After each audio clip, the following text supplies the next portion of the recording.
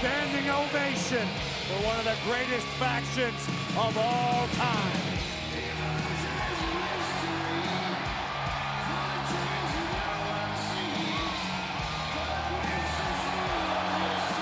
You can feel the respect and admiration in this arena for Evolution. In the haze of post-Monday Night War uncertainty emerged a coalition of 4 men. What a night for Evolution! A perfect blend of experience and potential. They seemed destined for greatness. They're all champions! They are all of Evolution!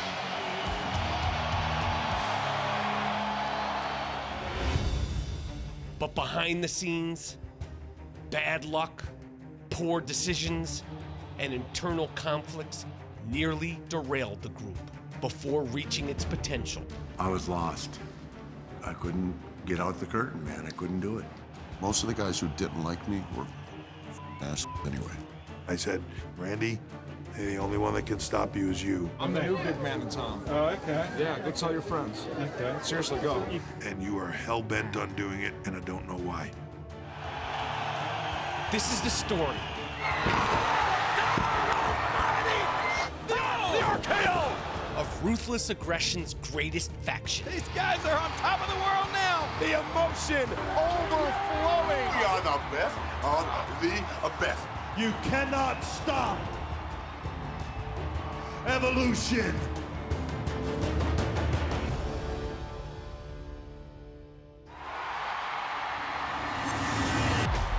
In the early 2000s, an era in sports entertainment was introduced to the world. Today marks the beginning of a new era. An era from which greatness was born. The next big thing! An era that would go down in WWE history. What the hell? The ring just imploded. Nobody is gonna stop me. God almighty! It's time to shake up Raw. Time to shake up SmackDown. The champ is here! An era defined in 2 words. Ruthless aggression.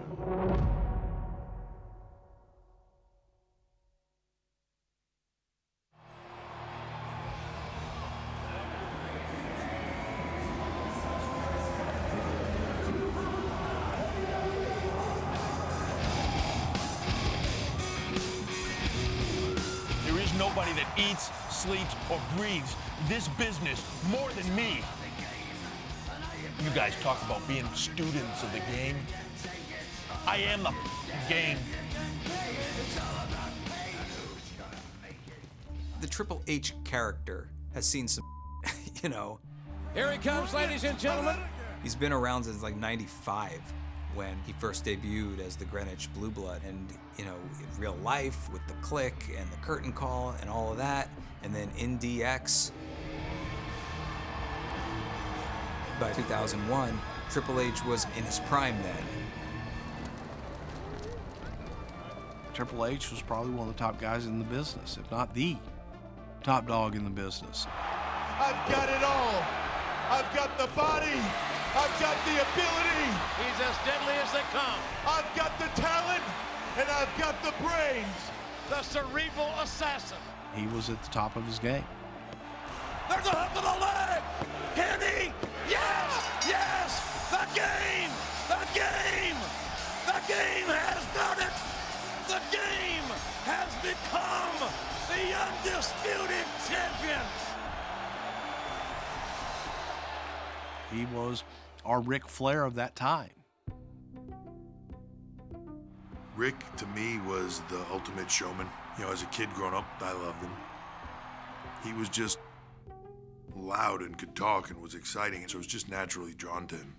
Some of us style and profile in $1,000 suits, $1,000 shoes, big Rolex watches. In the case of the Four Horsemen, you have got brains, you have got wealth, you have a tremendous amount of brawn. And ladies, let me assure you, there's not a gelding in the bunch. We are the studs in professional wrestling. For the Nature Boy, decades worth of unrivaled success led to a WCW stint in the 90s. It was a great run that ended not so great. This really is the end of the legend. Look at Ric Flair. I can't believe this. Now, by 2002, having returned to WWE in a part-time capacity, Flair staggered back and forth between on-screen authority figure and in-ring talent.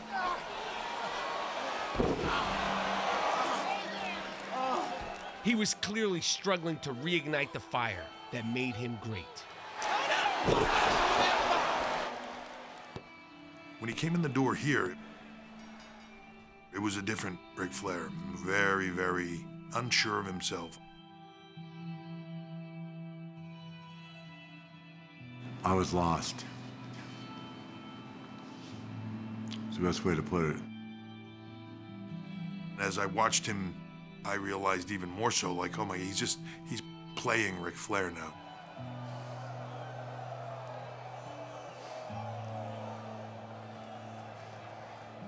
He's not Ric Flair, he's not the Nature Boy. He's kind of like, when the camera goes on, he can play the role.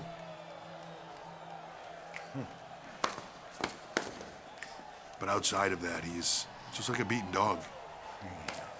Woo! When I came back here, number one, I didn't think in my own mind that I cosmetically could pull it off. In terms of aches and pains or hurt, that didn't bother me at all. It was right here. Which here affected here. He had lost what Ric Flair was.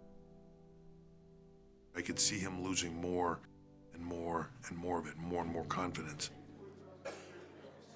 I just was devastated. What's something that I could do like this, blindfolded? I couldn't get out the curtain, man. I couldn't do it. I wrestled a couple matches where I couldn't feel my hands from anxiety. I'd pinch myself, or I had to pinch my skin. And to wrestle like that for like 45 minutes. The referee kept saying, "You okay?" I'm having an anxiety attack while I'm wrestling. He still wanted to be on TV so bad, he still wanted to perform so bad, but he wasn't doing it at a level for him to force Vince to go like, I gotta use him and I gotta put him where he needs to be. He's just wasting away with what he's doing on TV. He's doing stuff that's beneath him now. It was just kind of like a shell of Ric Flair.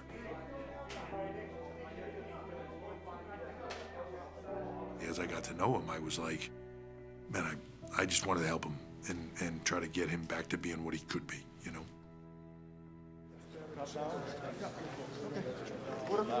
No, that's great.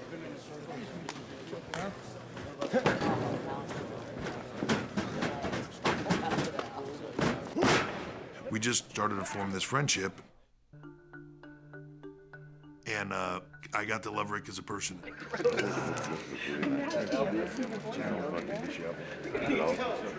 Well, you want it out or in? Which way looks better? There you go. And as I started to get to know him more and more, I started to be like, man, I got to get this guy out of this funk that he's in and get him back to being the performer that he can be. He was a mess. I mean, a mess. I used to say to him all the time, you're the only guy here that doesn't know you're Ric Flair. What's the matter with you? And I started to try to think of ways that, like, how can I get him to realize this and move forward? And the only way to do it, it seemed like, was to stand next to him. That's Nature Boy Ric Flair. He has apparently aligned himself with Triple H. If he could just be out there with somebody that would help him get his mojo back, like, it wouldn't take long for him to start to feel it again. And then I came to the idea of, like, what if we did this group? Hunter is an old school guy. He grew up idolizing Rick and the Four Horsemen. I think he wanted his own Four Horsemen. Wanted a group that was very different than DX in every way. DX wasn't wearing cool, expensive clothing and riding in limousines. And if you're gonna have Ric Flair in it, you know, you need to have a certain part of that limousine riding, jet flying aspect to it. Rick can still talk and he can still be the performer. He's got so much credibility that if we did this group, I can kind of anchor it. He's kind of the mentor and the guider, and I wanted there to be a guy that was sort of, okay, he's the heir apparent, and then there to be the guy that is like, this is the muscle behind the group. I kind of mentioned it to Rick, and of course he was all into it. So then I just pick his brains on who we saw, and what do you think about this kid? You know, I like him a lot. What do you think about that guy? I like him a lot.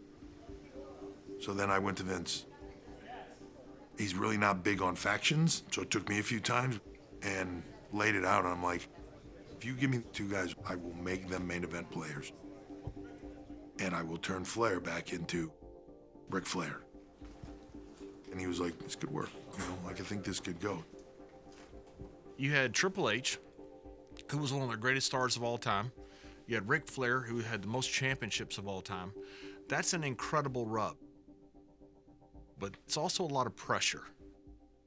Stepping up with us was a pressure position, but if it works, you're golden. But if it fails, that's tough. You go back down to starting over. You know, they have to deliver. By April 2002, a new crop of superstars was making an impact in WWE. The competition to separate themselves from the pack was at an all-time high, and the doors of opportunity were wide open. Faster. Yeah, come in. Yeah. Excuse me, Who the hell are you interrupting me? That's right. You're Randy Orton. And from St. Louis, Missouri, weighing in at 240 pounds, Randy Orton. Well, this is Randy Orton's debut. I'm gonna wish the kid luck. I'd been down in OVW for about 1.5 years. I had a call with Jim Ross, and he said, you know what, pack your shit up. We're gonna bring you up full time. He's got him! What an upset! Whoa!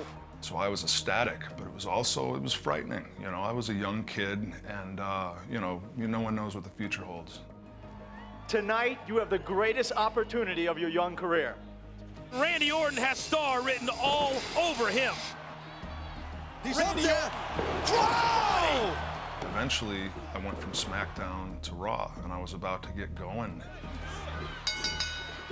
My shoulder popped out of socket with Christian. Then I'm thinking, like, this is it. You know, I'm 22 or whatever I was, and, you know, my career's over.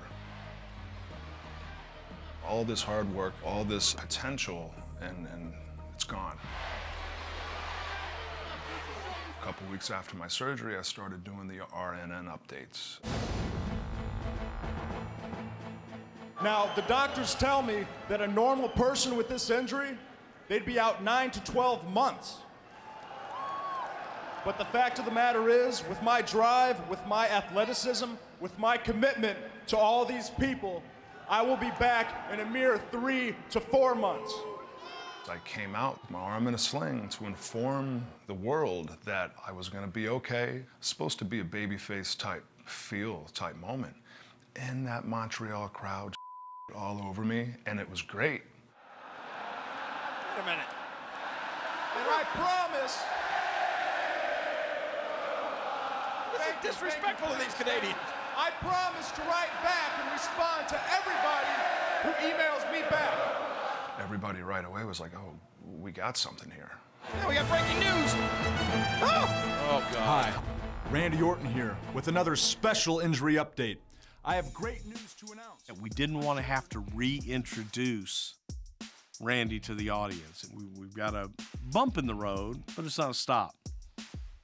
Let's continue to tell the Randy Orton story and develop his personality throughout. And he gets a little more irritating, a little more annoying each and every week. Good evening. I'm Randy Orton, and I'm here to let everyone know that I recently suffered a setback in my rehabilitation. My shoulder sling has been chafing me, leaving a portion of my skin irritated and susceptible to infection. But luckily, doctors caught it early, applied some antibacterial ointment, and the skin healed. We came up with this idea of having some ridiculous random number attributed to how much he's recovered. My shoulder now has 32% mobility. That's up 2% from last week. You know, the way Randy would deliver that line with this smirky confidence, you know, just kind of made you get him a little bit. I've got to say that this setback really got me down. Oh, I look back, they were cheesy and horrible, but like some of the best stuff we do is cheesy and horrible. Because with your support, I know I'll be back in no time. As Randy Orton gained traction, fellow OVW call-up Dave Batista was trying to get his WWE career out of first gear. The first call I got that I was going to be on television, I didn't quite understand what was going on. They told me to go buy a suit, and I didn't know what that was about. And I got this suit, and it was like a $500 suit. And to me, at that time, a $500 suit was like a $10,000 suit. Like, it was a big deal. I didn't have the money to spend. And they cut the sleeves off and put this big metal box around my neck and said, oh, okay, now your name's Deacon Batista. What the? Who is that? It's a very. What is that? It's a very big, mean-looking dude. It don't look good. Well, this has got to be deadly blasphemy. The mammoth mountain of muscle was loaded with potential. And I must say that the Deacon is very impressive. Deacon Batista was anointed as Reverend Dudley's right-hand man. The idea behind it was to have Batista be in the corner of Devon so that he could be at ringside and watch Devon wrestle every night and learn. Because Dave was still green and still learning at this time. Hey, look at that damn Deacon! Wait a minute! The hell's he? Oh no, the collection box off the face! And the gimmick didn't go well. I hated it. I thought it was the dumbest thing I ever seen. I hated everything about it. I didn't like the suit, I didn't like the box, I didn't like the nature. Sometimes it was fun. Working with Devon was fun. If you would kindly reach in and support the Devon Building Fund. Good Reverend, Deacon, thank you. Man, he sure is cheap. But there was more than a few occasions where I thought I was going to lose my job. I just put all this pressure on myself, and I just wasn't performing well. I wasn't progressing. I wasn't becoming the guy that they needed me to be. By late 2002, Batista was getting lost in the mix in what had become a star-studded WWE roster. And Brock Lesnar, look out, the F5. It now featured an impressive mix of youth. Oh my God! And experience. All who were making a huge impact. Oh my gosh, it doesn't get any bigger than this. Randy Orton's shoulder was finally 100% healed. He quickly reestablished himself as one of WWE's top prospects. But Orton could not have imagined what lay ahead as Triple H's idea of faction began to materialize. As we got closer to it being a reality, then it became the people that we wanted to form this group. And it was very clear Randy Orton. Boy, you talking about a blue chipper. A young man that's got a magnificent future. He was bred to be a WWE superstar. Randy had every tool in the world, looks and every tool imaginable to be the success in this business. Oh, look at this, look at this! Incoming! Orton knocks the champion down! People often talk about the it factor. Nobody can really define it. Yes, we have arrived. But Randy had that characteristic that just when you walked in a room, you knew that he was going to be a star someday. This kid has got a great future. He's got wonderful potential. He reminded me of myself when I was 23 and like I was up until about 5 years ago. I never asked why me, like why did Hunter or Rick see me as being a part of Evolution? It's just common sense would tell me that they saw something in me. We may be looking at the future of Raw right there. It was so obvious that Randy was the guy. But the shocking one would really be Dave. Batista, who floundered as the Deacon, had basically become an afterthought. Now, stunningly, he was placed into a prime position to learn from Triple H and Ric Flair. I think there was a lot of people at first, when we first started with Dave in the group, were like, why is he in there? He hadn't had a lot of opportunity to shine. He had been, in my opinion, trained a certain way. They didn't want him to work like a wrestler. They wanted him to be this big giant monster and not fall down and not take bumps and just be a 1970s big guy 101, you know. And but he was a sponge and he was hungry and he wanted it. And I saw enough that he was moldable. You got something special. I haven't seen something like you come along in this business in a long, long time. You've got that little extra, man, that can take you as far as you want to go.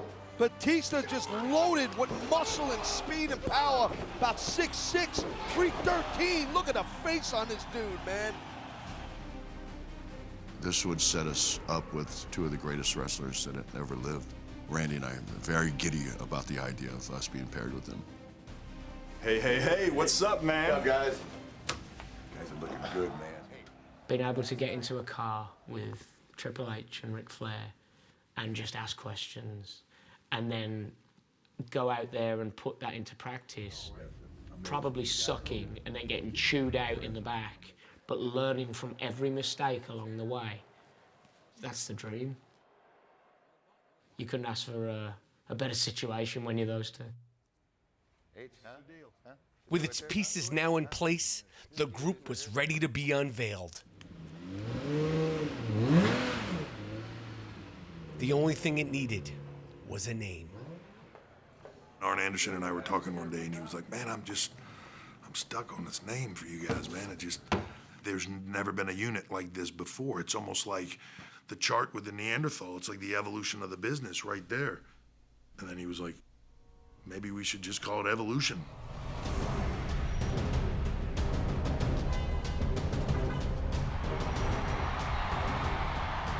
Wait a minute. What the hell is this? The world's heavyweight champion Triple H, and what are these other guys, Batista, and Flair and Orton? What are they doing out here? Today marks the beginning of a new era. You see, in this industry, just like in life, everything evolves. And what you see in this ring before you is the greatest example of evolution you will ever see. You looked at them, the way they walked, the way they talked, the way they were made men. Ric Flair, 16 times heavyweight champion of the world, the Nature Boy, the greatest professional wrestler of all time, a living legend. Woo! The Nature Boy Ric Flair, who was now mentoring these guys. And then you've got essentially the enforcer and the muscle. Dave Batista, 6'5", 325 pounds of genetic stopping power. And then you've got the future. That's Randy Orton. Randy Orton is the coal that will be squeezed into the next diamond. And that's your evolution as it progresses. So if you wake up one day and you're lying in a hospital bed and you're all beat up and you're wondering to yourself, what in the hell happened? Then there's just one answer for you. Evolution has just passed you by.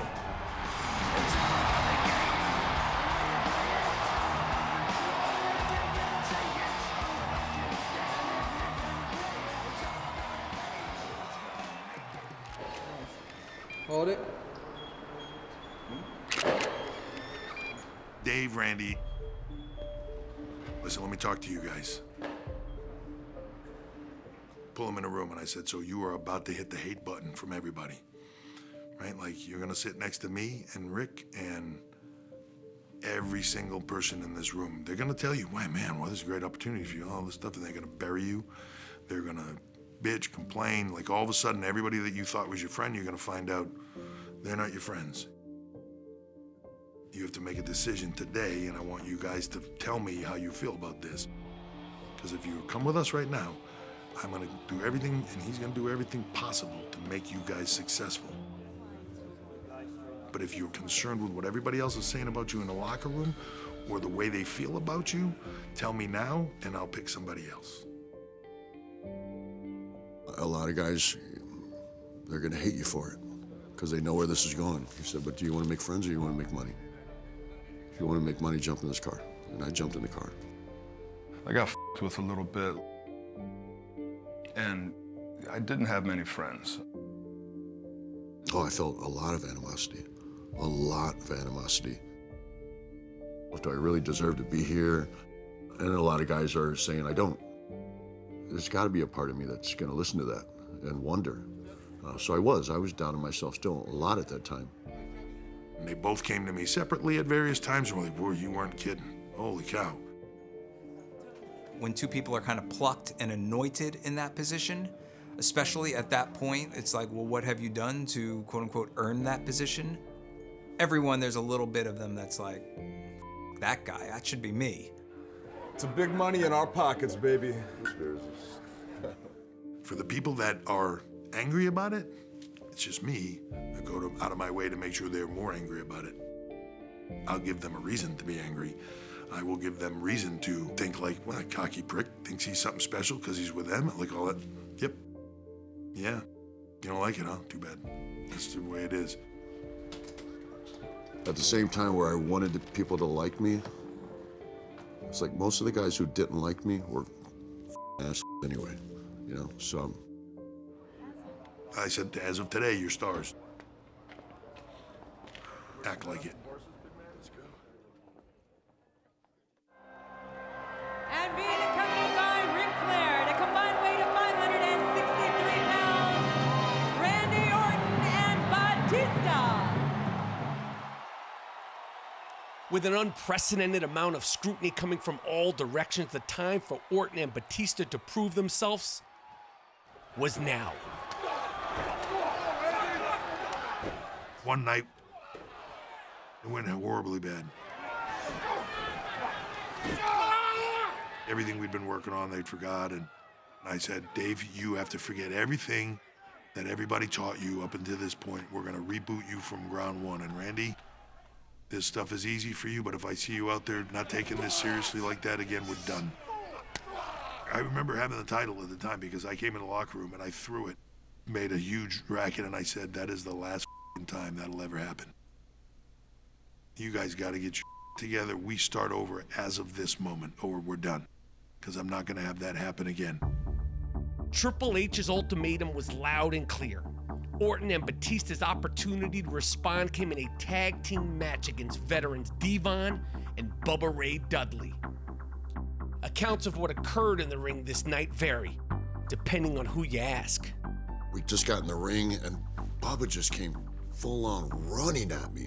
And he just smacked into my arm and it just, my tricep just popped. To my recollection, the way Dave got injured was actually really, really simple. I mushed him in the face. He mushed me back, he blew out his tricep. And I went back and tagged Randy. Randy was in the ring with Bubba and I, and we went to go lift him up, and as we lift him up, I remember coming down nice and smooth. The move was double flapjack. I have a leg, Devon has a leg. Somehow, Randy Orton's other leg got underneath my back as I was falling. So when Bubba landed, he landed on Randy's ankle. So that shattered his ankle. The way I look at it, the three of us in that moment in time made a mistake. So then somebody comes running in the room, goes, oh my God, Randy Orton just got hurt. And as I'm running down the hallway to see what's happening, here comes Dave. And Dave is like pissed and holding his arm and he's yelling. He's like, I tore my tricep. And I'm like, oh, wait, it was you. Like, they told me it was Randy and it was his foot and it's your arm and it's Dave. And he's like, no, Randy's in the ring. He broke his foot. And after that, what I remember the most is Bubba yelling at Randy about hurting his back when he fell on Randy's foot. I don't remember tension. I do have a memory of me and Randy having a conversation. I might have been yelling. Bubba got injured too that night. Bubba sustained one of his worst injuries ever. I think he was irritated with Randy and I to begin with. Just being that we're two big, muscular guys who are now with Ric Flair and Triple H. And I think he just hated it. So he was always a dick to both of us. I moved past that night thinking to myself, it was a bad night at the office, an unlucky night, a night where 4 athletes just didn't gel well together. It's not ballet, accidents happen, and I think there was an accident.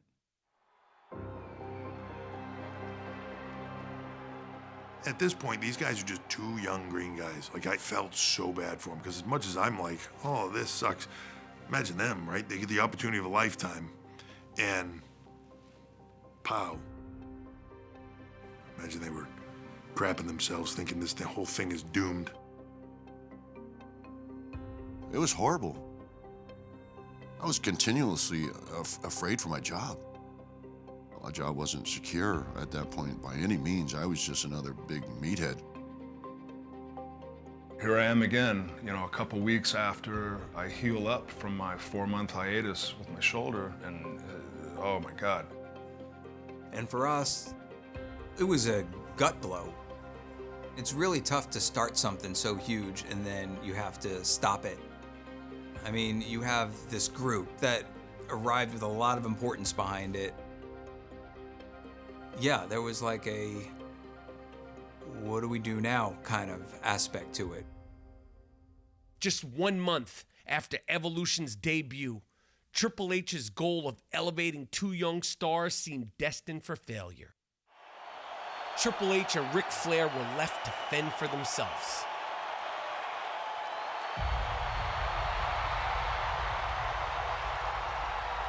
But a surprise return gave the group a glimmer of hope. Who's that guy? Hell, I don't know it. I'm X-ray vision. It's Randy Orton. He's back. Orton's return created a sense of urgency in Batista. I was so anxious to get back. I wanted to get back as fast as possible. And before my tricep had healed, I started training. I wanted to go back and impress everybody and be in great shape. And I actually ended up re-injuring my tricep. I tore it right back off the bone because it wasn't healed and it just popped right back off. So I had to go and get it reattached, which set me back another few months. Time was of the essence. By mid-2003, ruthless aggression was in full swing, and young talent were exploding towards stardom. Matt Hardy has won the Cruiserweight Championship. Here is your winner and the new Cruiserweight Champion. To keep pace, Evolution would consider evolving without Batista. I started hearing rumors that they might replace me and that they were looking at Mark Jindrak. So when I heard about this Evolution thing, where I was going to be part of it with Randy Orton, who we off camera were boys, to be in a group with Ric Flair and Triple H, I mean, that was crazy. That was amazing. The fact that me and him were tight and we rode together and always were having a good time on the road, and Hunter and Rick knew that. They wanted, and he was a hell of an athlete too, more athletic than me. He had like a 50-inch vertical, like he could do some really crazy with his athletic ability. I remember one time in the Staples Center, we had measured it, like Shane McMahon asked me if I could touch that thing on the ceiling, and I touched it in the Staples Center. They measured it was 12 feet, 2 inches.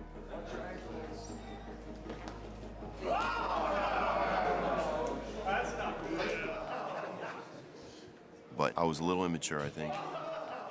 I knew I was receiving an opportunity, but I just didn't know how immense it was, or was too young or too stupid to understand what it really meant.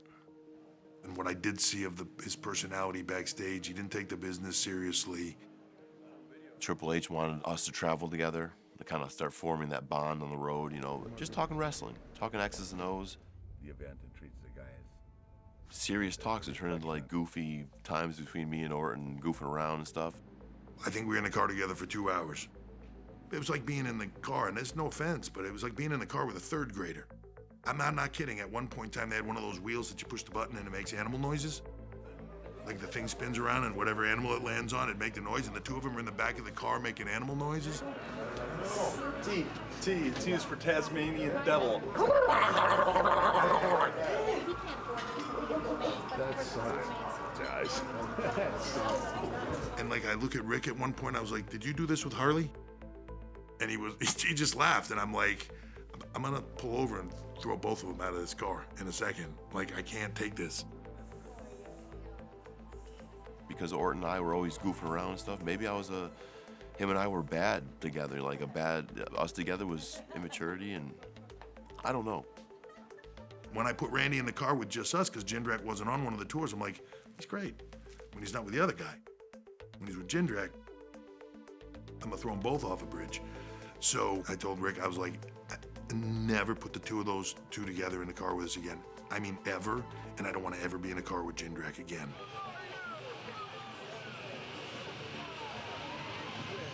They sent us to go shoot the very first vignette we did, which was literally just us in suits walking over a hill. And they told everybody bring a black suit. And so Jindrak shows up TV and he's like, I got my black suit. And I'm like, why are they telling him to bring a black suit? Like, he's not shooting this with us. Like, I don't want him in the group. You know, like we've all decided, me and Rick have decided this, and he doesn't fit. I go to Vince and I'm like, why? He's like, he fits. I'm like, he doesn't fit. And he's like, you just shoot vignettes with him. It got all the way to the point where they had him wear a black suit, and we did like the Reservoir Dogs, like walk down the street with the heat coming off the pavement. I see that picture of us walking over the horizon. It was Flair, Orton, myself, and Triple H. We filmed a bunch of stuff with Mark with the intention that he was going to be in Evolution. But we also filmed stuff without Mark. I remember thinking like, oh man, like, is he seeing what's happening here? Like they're doing this because they're not sure yet.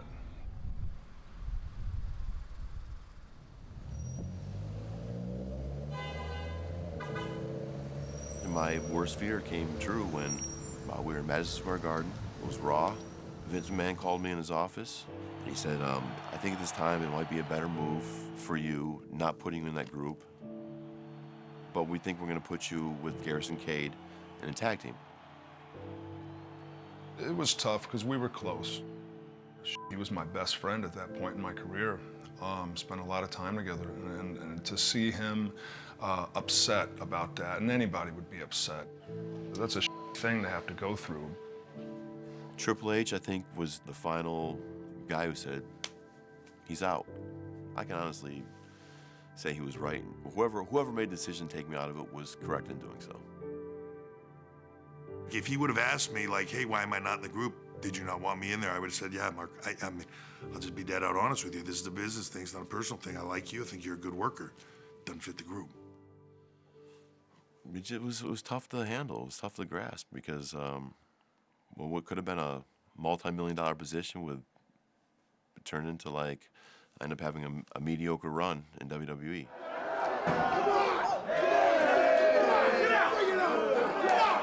Some people thought that he had been replaced with me, which irked the out of me, because that was always my spot, and they held out and they passed up on Mark Jindrak to wait for me to come back and take that spot. Wait a minute. That's Batista. The hell? It took a lot of guts, but Triple H's patience finally paid off. Don't do this! Oh no! Oh, that's your biggest deal maker! He did it! after waiting 7 long months, which felt like an eternity in this era of rapid change. This time, Batista was ready to man up to the hype. It meant a lot for me. It was a personal thing. I was proud that I earned the right to be there, and that they, not only that, but they wanted me there. It's Triple H leading his Evolution right out here, and my God, Batista! Hindsight's 20/20, but I think we did the right thing. Batista was a man. They believed in me enough that they would wait. They knew that I was a guy who belonged in that position, and they waited for me to come back. And that's when Evolution really got strong. All I can say, JR, is it looks to me like Evolution is back. Now at full strength, Evolution became a tightly bonded band of brothers, poised to run roughshod through the entire WWE.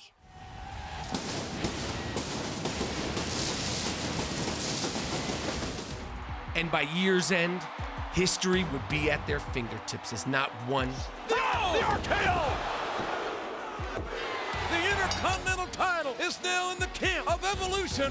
not two, There's just no way in hell that the Dudleys can withstand this.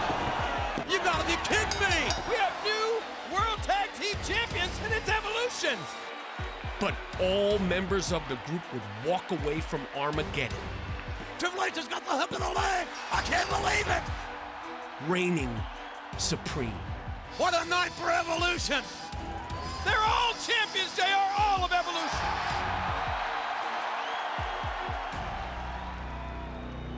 That night, the night when everybody has a title around their waist, storyline wise or not, it's kind of that stamp of like, this is gonna work.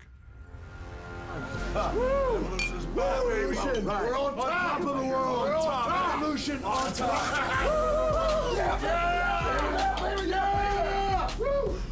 It felt right for us to be all holding titles. It felt right, and it looked cool as hell.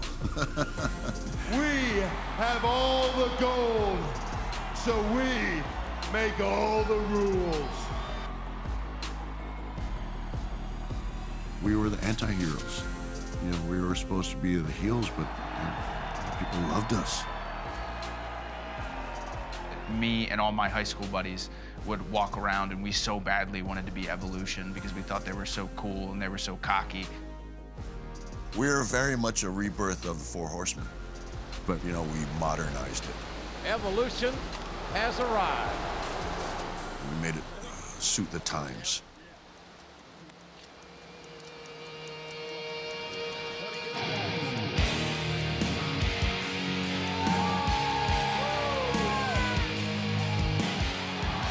Collectively, Evolution was now atop the WWE food chain.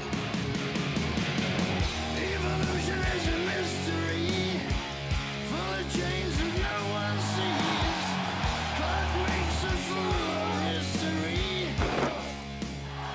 Individually, all 4 superstars were thriving because of it. Triple H, at the time, who else could touch him?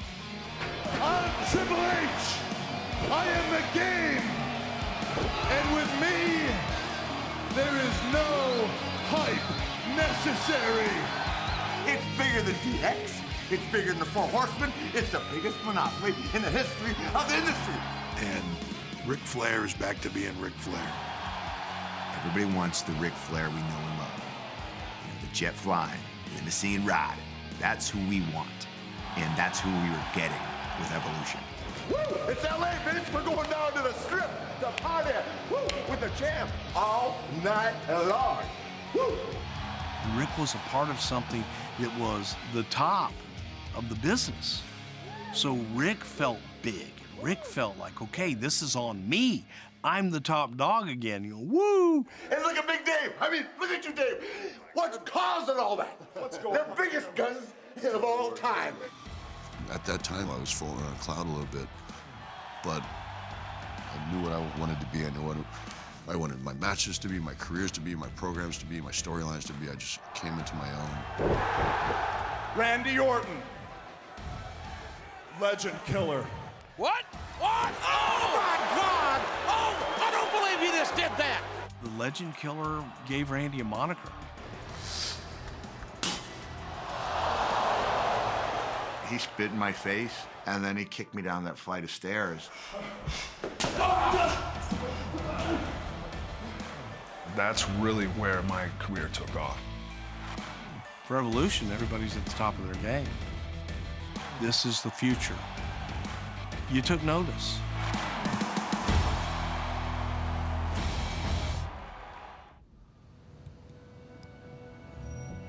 Now clicking on all cylinders, the grand stage would be the next stage in the tag team evolution of Batista and Orton. We are live, New York City. The people know it. And it's not good enough, Mick Foley, to hear the people. We're gonna see the people. Follow The Rock.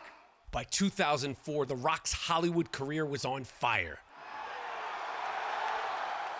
But the Great One returned home to help an old friend handle some unfinished business. Mick Foley, it's our night. It's our night. Let's go out there and electrify as only you and The Rock can. Let's go out there, slap the lips off those Evolution sons of bitches, whoop their candy asses. If you smell what The Rock and Sock is cooking. I said to Brian Gewirtz that I was told The Rock would only come back for something big. And Brian said, Rock thinks this is big. And how fitting that on the biggest stage of them all, we can prove to the entire world that Mick Foley and The Rock are nothing but a couple washed-up has-beens whose time has passed. It's our time now. It's Randy Orton's time.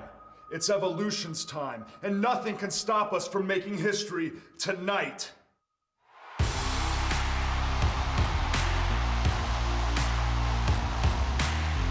It was electric. And here we go. Being in there with The Rock was, you know, it's crazy to me. Oh, no. Oh, God, that's spinebuster.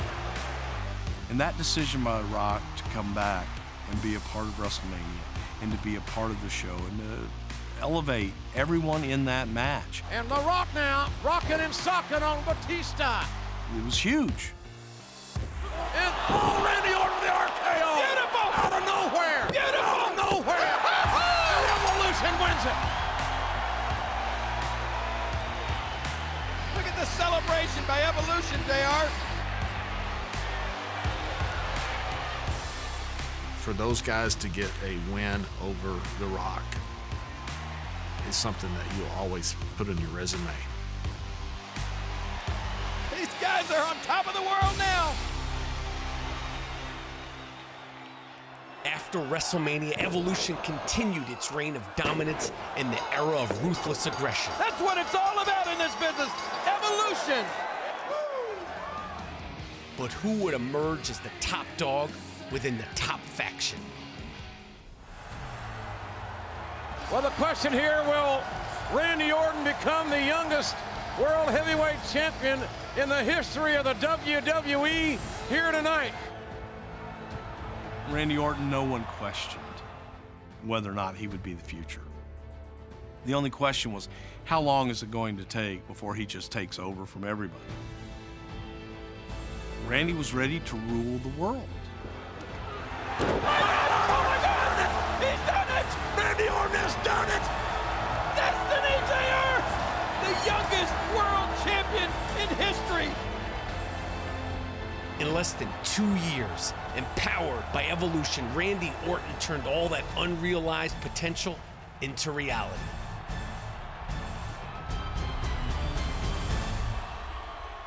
Do you understand what you did last night, Randy?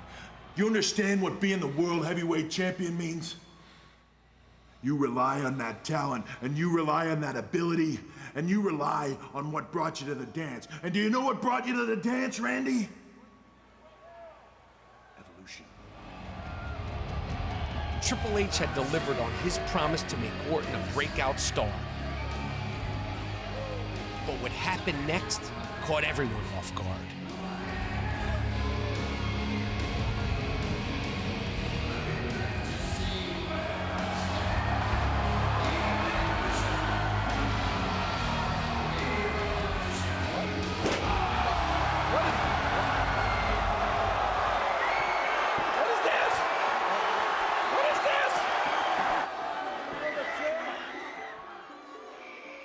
If you're Triple H in that position, you're not going to be happy if Randy is the champion and you're going to turn on him and you're going to make a de facto babyface out of Randy. I think that came out of the blue. I think that was kind of an impetuous decision. I remember getting the call because I was in a vitamin shop at the time in Union Square, and like me being in a vitamin shop is more natural than Randy being a babyface champion. The fans were not clamoring for Randy to become a babyface champion to them, and it was an unnatural position for Randy to be in, to be suddenly beloved after playing this cocky prick since his existence in the company, pretty much. I'm a babyface! I'm a babyface! Smile, you little punk! Randy's not a natural babyface because he doesn't give a piss about most of those people, and they can tell it. Looking for attractive people. Slim pickings.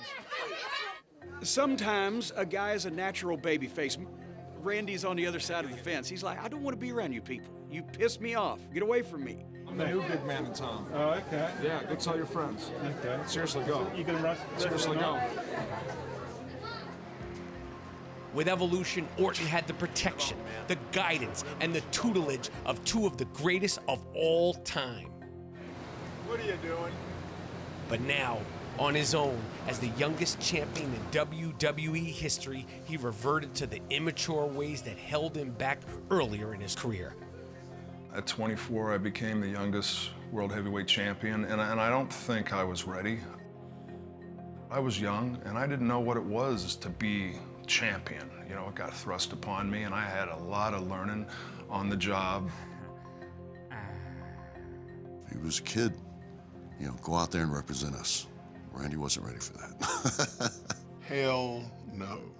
No, he was not ready. Because it kind of went to his head at first. Like, I'm good. I'm the champ. I'm in the main event tonight. He became a monster. And not everybody does, but he did. Yeah, I'm loved, extremely, actually. I found that out last night in the hotel lobby. Randy is a glorious prick. I mean, he is just an outstanding son of a bitch. He was never one to keep his feelings inward to himself. If he didn't like something, he'd let you know. Well, I'm here in Orlando for a commercial for the Royal Rumble. Honestly, my reaction at first was that I didn't want to do it. But then I got here and I got to, the studio, looked around and still didn't want to do it. We had a long talk, and I said, Randy, you have every gift imaginable to be the biggest star this business has ever seen. And the only one that can stop you is you. And you are hell-bent on doing it, and I don't know why. Orton's disastrous title reign ended just 1 month after it began. From this is going to be the next big thing that's going to launch 1,000 Triple H versus Randy Orton matches for the rest of time. Yeah, it sucked because it didn't work out that way. So, all right, let's move on to the next thing. And the next thing was right in front of them. Batista was poised and prepared to seize the opportunity staring him in the face. Our program itself had a very slow build. I've been thinking, man, what now? See, that's your problem right there. You thinking, I thought I smelled smoke. I'm just I kidding. remember Hunter having a lot of disagreements with Vince because Vince wanted to capitalize on this. When he saw it and he heard the audience, like, dollar signs.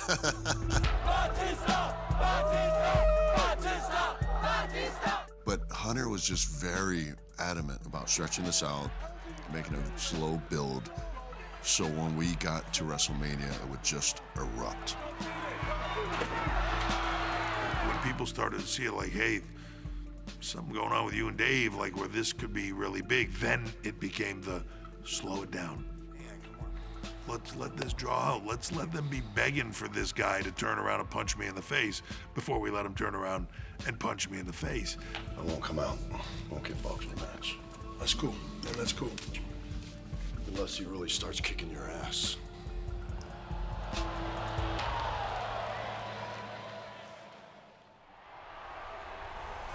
Simmering tensions had heated to a full boil.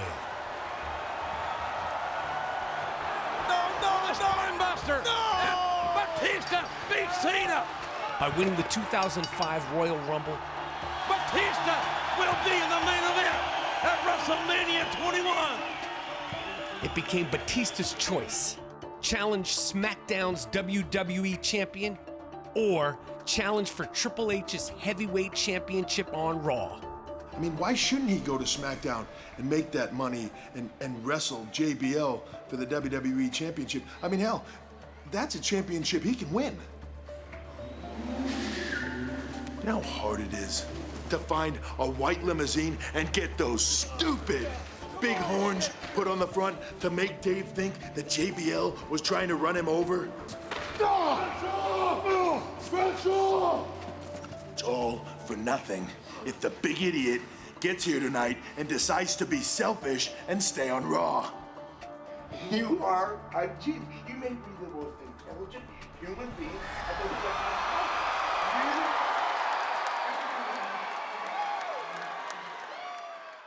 When they pulled out and showed that Batista overheard all this, there was a rumbling of, oh, this is what we want. This is going to be good.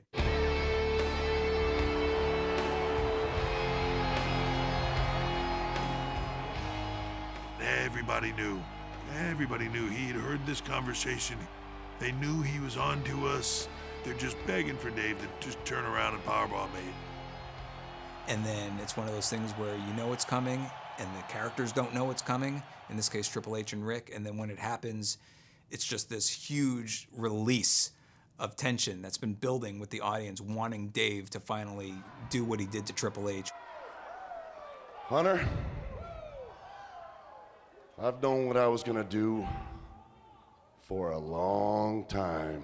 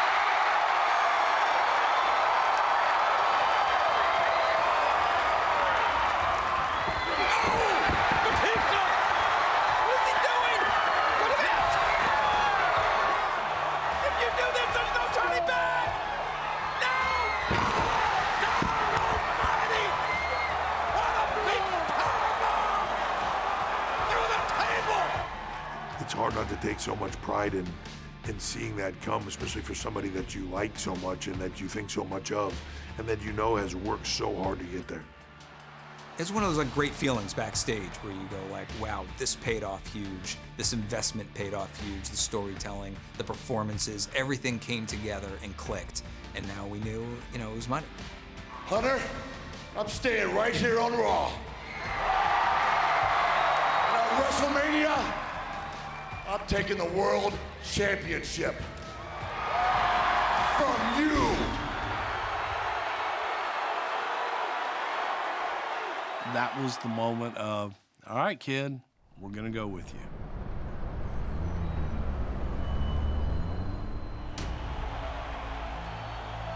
Batista earned his shot at championship glory. But first, The Undertaker, the legend, versus the legend killer on the grand stage of WrestleMania. Randy Orton had a shot at redemption against the most highly respected superstar in WWE history. You're not being put in a match with The Undertaker at WrestleMania unless you're really, really, you know, talented and have the company's investment in you. And there's a drop kick on the button. I think there was definitely some pressure because the one guy you kind of respect just because is Undertaker. It was like, I'm gonna make this kid look as good as I can, and that's what he did. What a counter! That was the turning point because now he knows exactly who he is. Randy Orton said that he refuses to be afraid. Undertaker reversed it. If you look at this foot, Tombstone pile driver. Randy Orton has nothing to be ashamed of. Orton needed to prove himself, and he did. There was dignity in this defeat. It has been a phenomenal event. We have seen amazing athleticism, scintillating drama.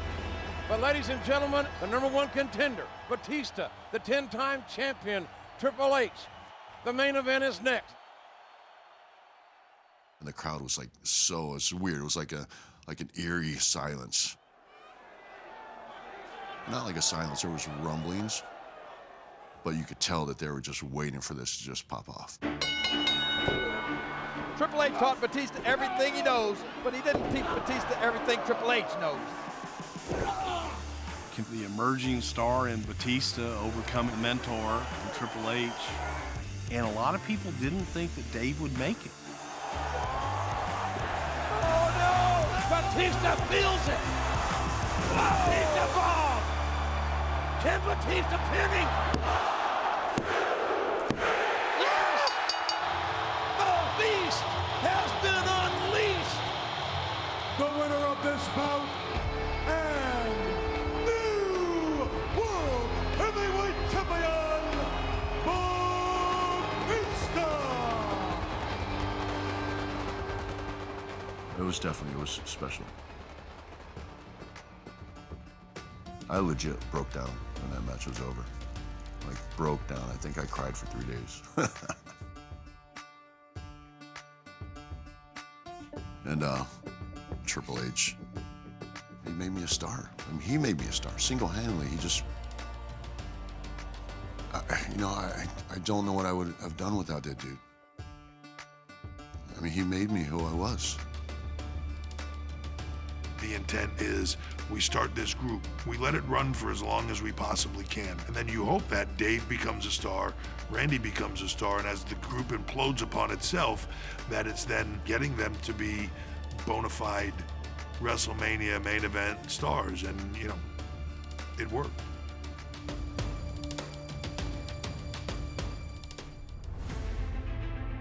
It began as an idea inside the mind of a visionary. It took shape when the past was made present and the future became now. It overcame injury and uncertainty. And it was ruthless aggression personified. They're all champions. They are all of Evolution. These guys are on top of the world now. In the end, Evolution changed the legacies of 4 men forever. This was my opportunity in life that I had been looking for. The emotion overflowing. There are many superstars that can electrify a crowd like Batista.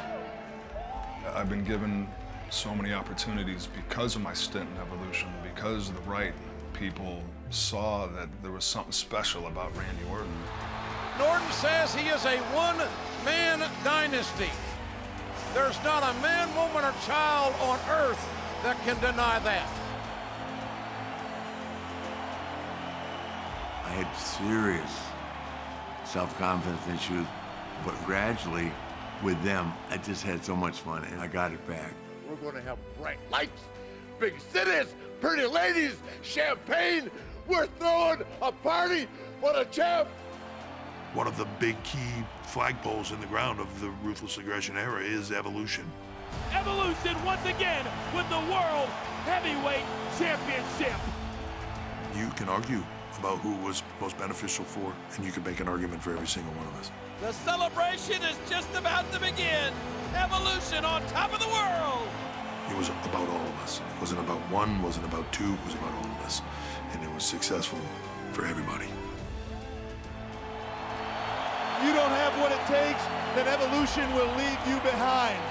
So if you wake up one day and you're wondering what in the hell happened, Evolution has just passed you by.